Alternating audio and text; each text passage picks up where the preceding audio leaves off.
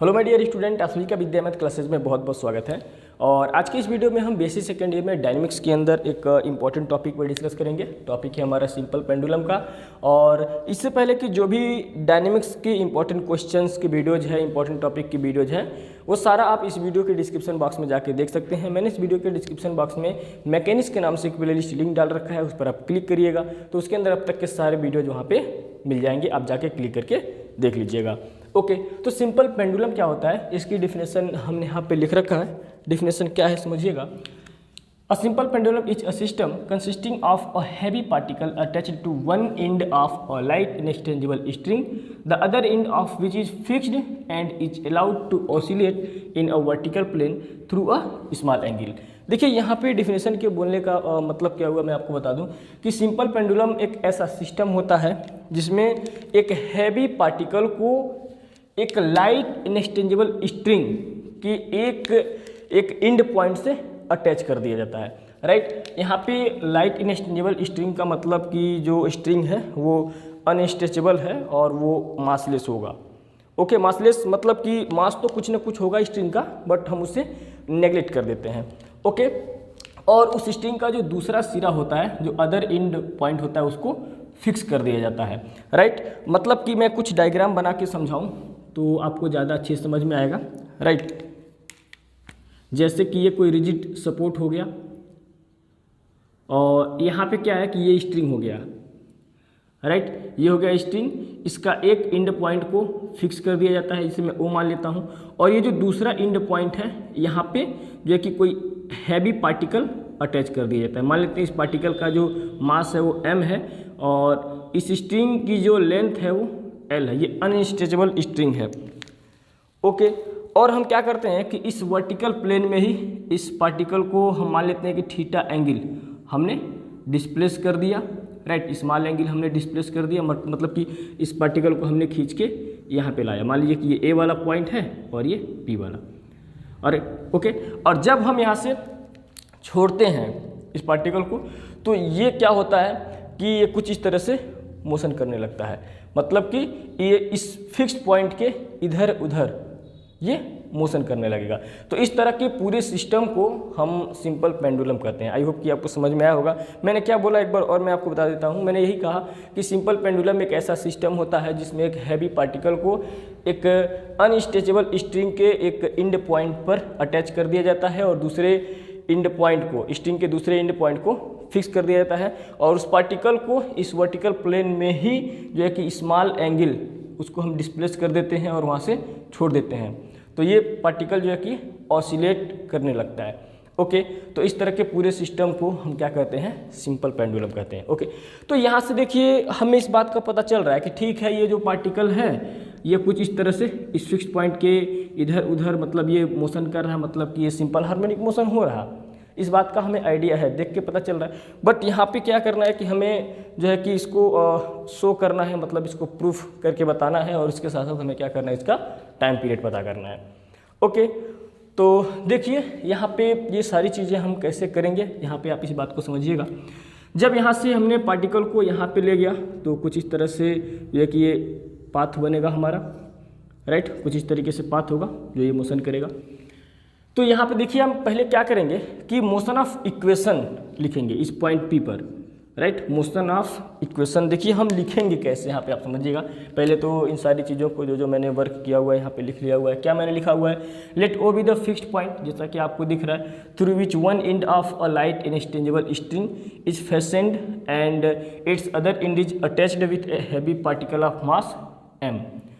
Right, आप देख सकते हैं its position of equilibrium is OA। Right, ये भी आपको दिख रही है। A being the lowest position of the particle, A क्या है कि ये लोएस्ट पोजीशन है इस पार्टिकल का।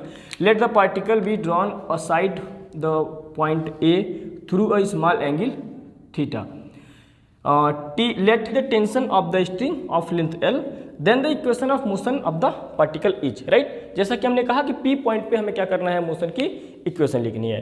तो अब जैसा कि मैं पिछली वीडियो में आपको बताया था कि जब कोई पार्टिकल एक कर्व पे मूव करता है तो उसका मोशन दो लाइन के करस्पॉन्डिंग होता है, एक टेंजेंट लाइन और दूसरा नॉर्मल लाइन।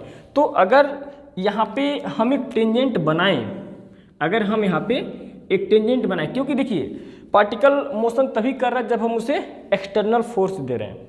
ओके, तो इस टेंजेंट लाइन के अलोंग जो एक्सटर्नल फोर्स होगा वो कितना हो जाएगा, m v d v by d S.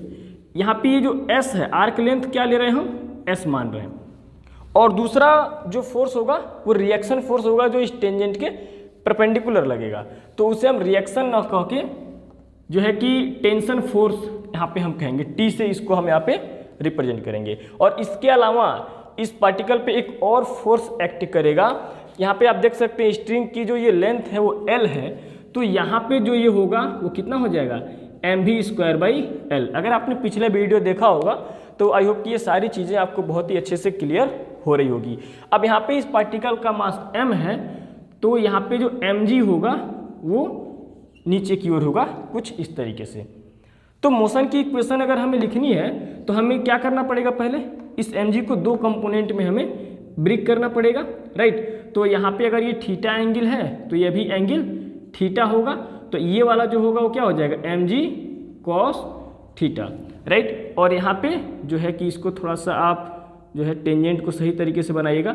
और दूसरा जो होगा इसका mg का एक कंपोनेंट क्या होगा, इसी डायरेक्शन में होगा, और ये क्या हो जाएगा आप देख सकते हैं mg साइन थीटा, राइट। यहाँ पे हम लिख रहे हैं mg साइन थीटा, कुछ इस तरीके से। ओके, आई होप कि इतनी बातें आपको समझ में आ गई होंगी। अब यहाँ पे आप इक्वेशन ऑफ मोशन बहुत आसानी से लिख सकते हैं। आप देख सकते हैं कि ये इस डायरेक्शन में है और ये इस डायरेक्शन में, एक इधर और एक इधर, तो दोनों अपोजिट डायरेक्शन में है। तो यहाँ पे जो है कि आप क्या लिख सकते हैं, 1 मिनट, यहाँ पे आप क्या लिख सकते हैं, पहला इक्वेशन ये हो जाएगा m v d v by d s equal to कितना हो जाएगा, minus m g sine theta, right.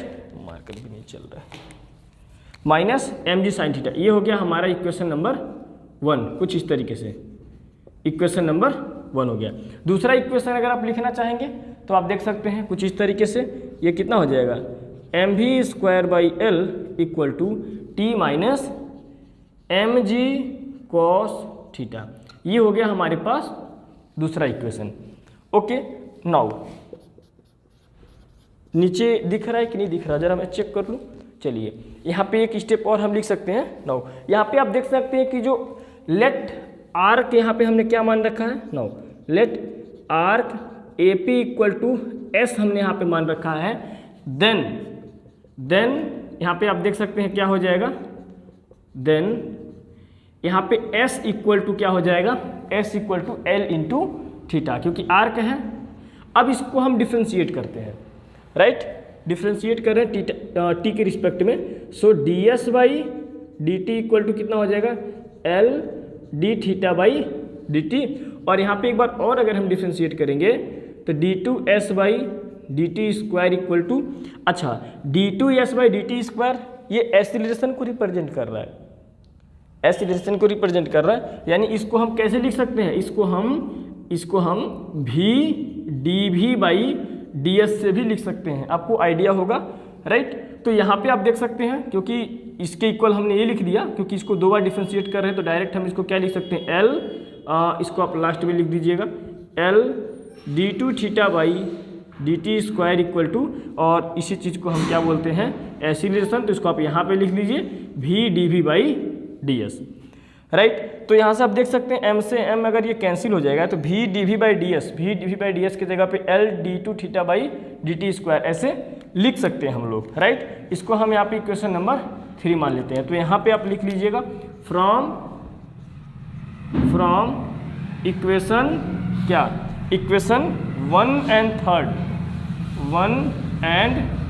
Third से क्या हो जाएगा, v d v by d s की जगह पे हम क्या लिख सकते हैं, l d t theta by d t square, right. L कुछ ऐसे आ जाएगा और यहाँ पे कितना हो जाएगा, माइनस जी साइन थीटा। एक काम कर रहे हैं हम कि ये ऊपर वाला पार्ट जो है इसको हम क्लीन कर देते हैं। ओके, चलिए अब यहाँ पे देखिए क्या हो जाएगा हमारे पास, इस एल को उधर भेज देंगे तो ये कितना आ जाएगा, d two theta by d t square minus L/g, right, कुछ ऐसा आ गया, minus L/g sign theta, right. तो यदि ये थीटा जो है ये बहुत ही स्मॉल हो तब क्या हो जाएगा, if theta is very small such that theta tends to 0, इसका मतलब ये हुआ कि साइन थीटा जो होगा वो लगभग थीटा के ही बराबर आ जाएगा।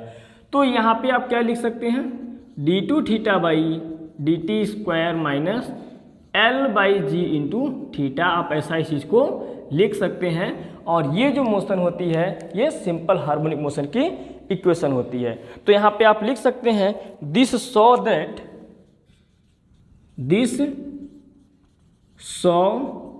That the motion is SHM and it's time period. अगर मैं टाइम पीरियड की बात करूं तो ये हमारे पास कितना आ जाएगा, इक्वल टू 2π√L/g, राइट। कुछ इस तरीके से इसका टाइम पीरियड आ जाएगा। तो आई होप कि इतनी बातें जो आज हमने आपको बताया सिंपल पेंडुलम के अंदर, ये आपको अच्छे से समझ में आया होगा। नेक्स्ट वीडियो में हम इस टॉपिक से रिलेटेड कुछ इंपॉर्टेंट क्वेश्चन पर डिस्कस करेंगे।